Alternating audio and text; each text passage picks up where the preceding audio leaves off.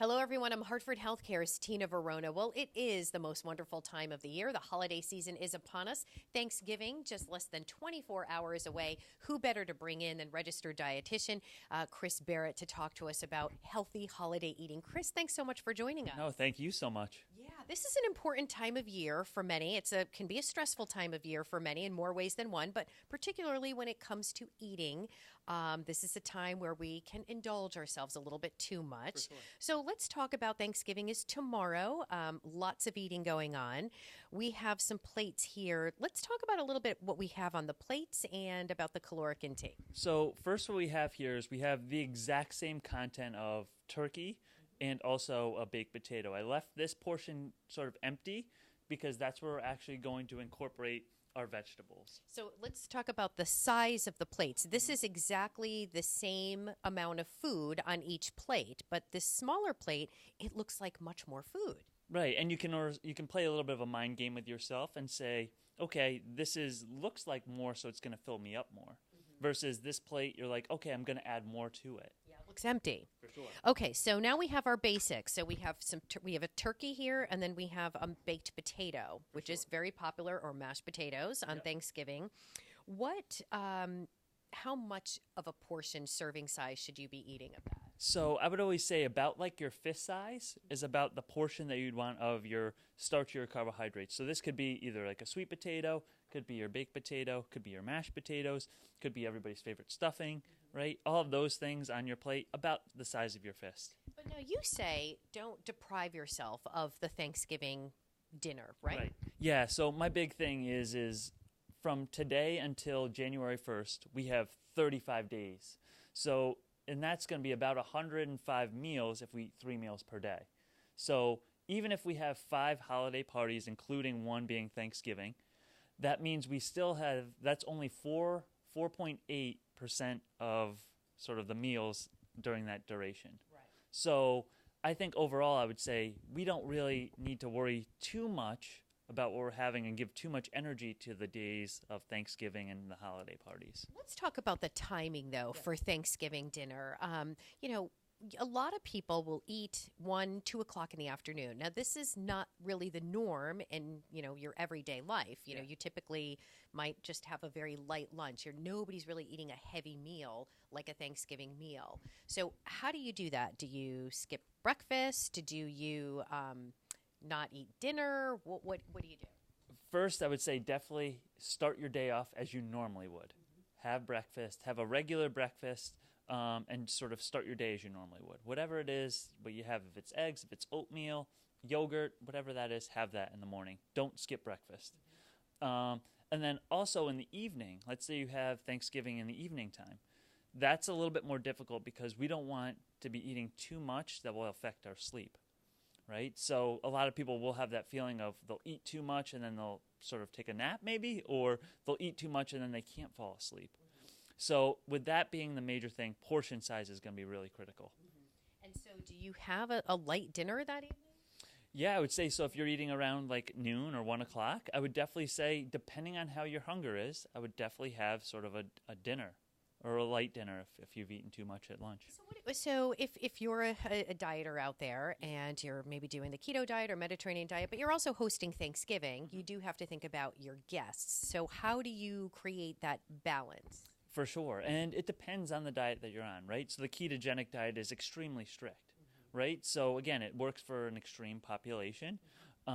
So if that is you, one of the things that we can do is you can make your plate look like that. So obviously on the ketogenic diet, we're not going to be able to have the baked potato, the mashed potato, or the sweet potatoes, or pumpkin pie, right? So those things are definitely going to be changed. If you're going to a party, you can potentially bring an item that you can sort of know that will sort of fit into your dietary regimen. And so what about a typical caloric intake for a Thanksgiving Day dinner? What should that be? So that depends. That depends on the person and what they've done during the day, right? So many people do turkey trots. Many people will do other activities during the day.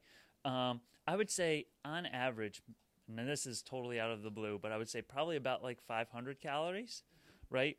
And that's without desserts, right? So I would say your typical plate will be about 500 calories, depending on what you're adding. Okay, So that's a good segue into dessert. So we're going to move the Thanksgiving dinner plates over, and we're going to bring in, of course, the traditional delicious pumpkin pie. Yes. But Yep. this may be one of many desserts. For sure. How do you navigate the multitude of desserts? Right. So my first thing is enjoy it, right? Definitely enjoy your pumpkin pie or whatever dessert you enjoy. For me, personally, I know that there's certain desserts that occur during certain sort of holiday events. And for me, pumpkin pie is my dessert of choice during Thanksgiving. So I would definitely say, with that being said, enjoy it.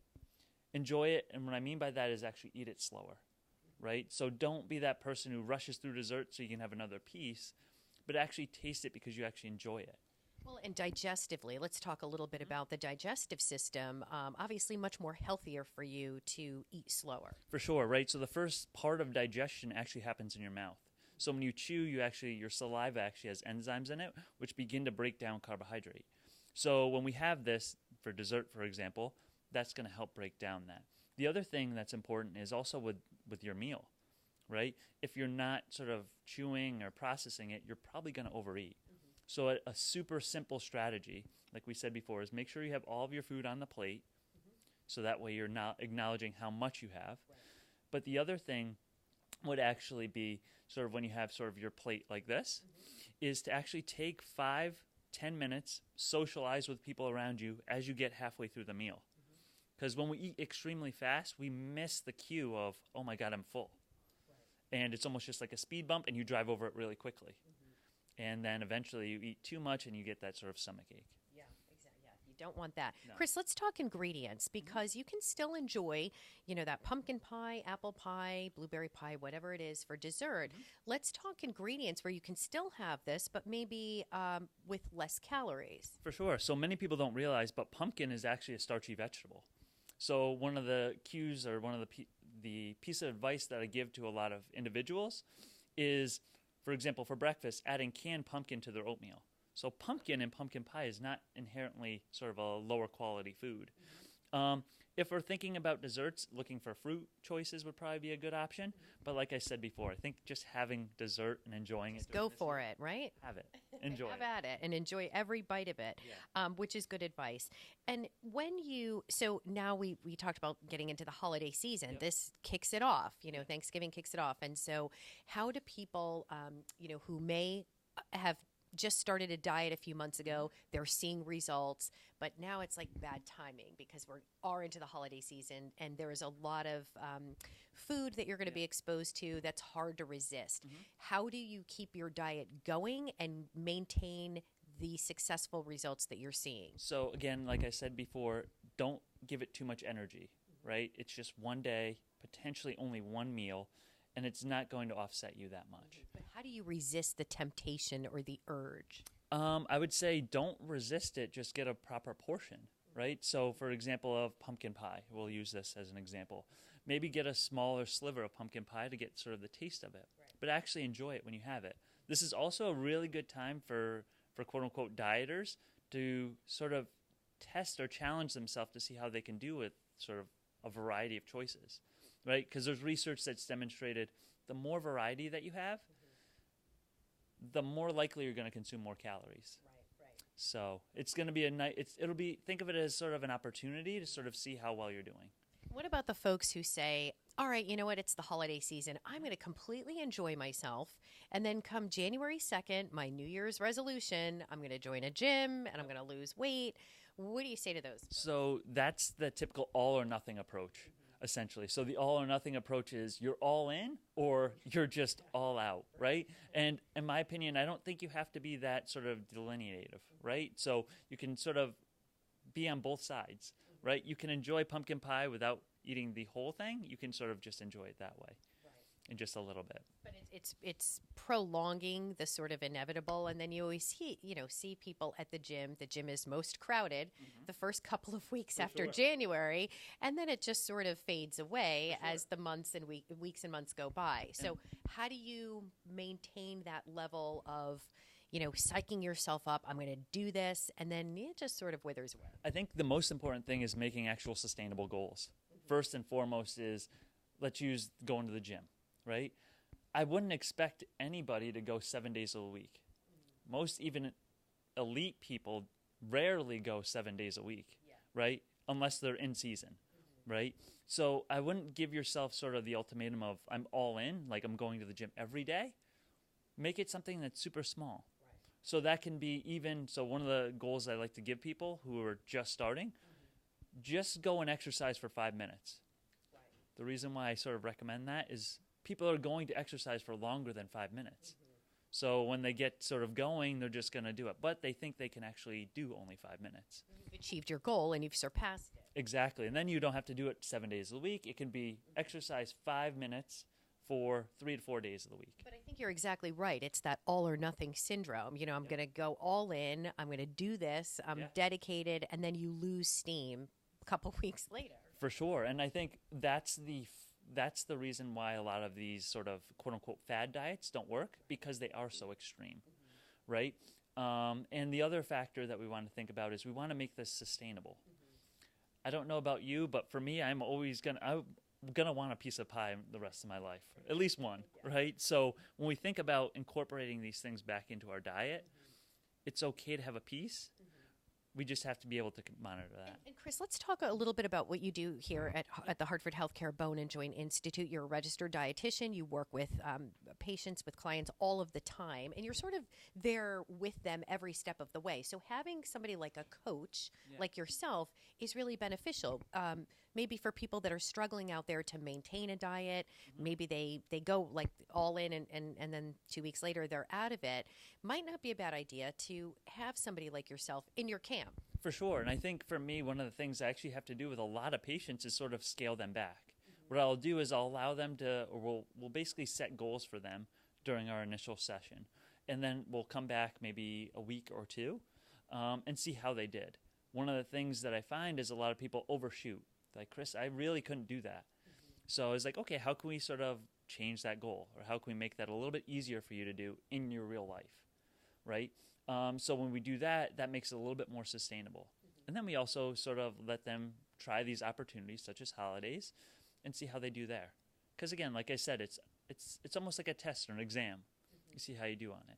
Yeah, I think the most important thing too is set your goals, set goals that are achievable, For sure. and then maintain those goals. So I think that's where you kind of come in really handy there, because you're there every step of the way. For sure. And then the other thing I think that helps is I try to be a friendly face to hold them accountable, in the sense that they come to me every 2 weeks essentially, and then what they'll do is they'll sort of see how they're doing.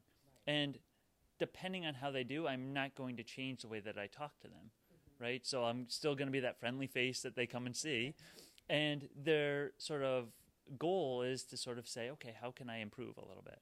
Just a little bit, right? Because I think small marginal gains can make huge improvements over the course of a long time. It's also helpful too when you have somebody else, because you're in it and you can become complacent, or you're just in it and you're not seeing from the outside looking in. But to have that additional set of eyes and that perspective can sometimes really help you stay on track. For sure. And I love when a patient will actually come in with social support. So a family member, somebody else who's going through it with them. That is probably one of my favorite patients to sort of work with, because I know that I have somebody else sort of on the outside who gives me an outside perspective, right, about that patient. So that's one of the things I really, really enjoy, is sort of seeing not only it affecting one person, but it affecting numerous people. Well, yeah, I mean, it definitely, if somebody, it's sort of a domino effect. If somebody is seeing successful results, that's motivation for others. Yeah, and one of the things, so I coach a high school team, cross-country team, and one of the things that I've noticed is when one kid changes and starts to get results, a lot want to follow suit. Yeah. What are you doing, and how do I get on board? Exactly. Yeah. So, yeah.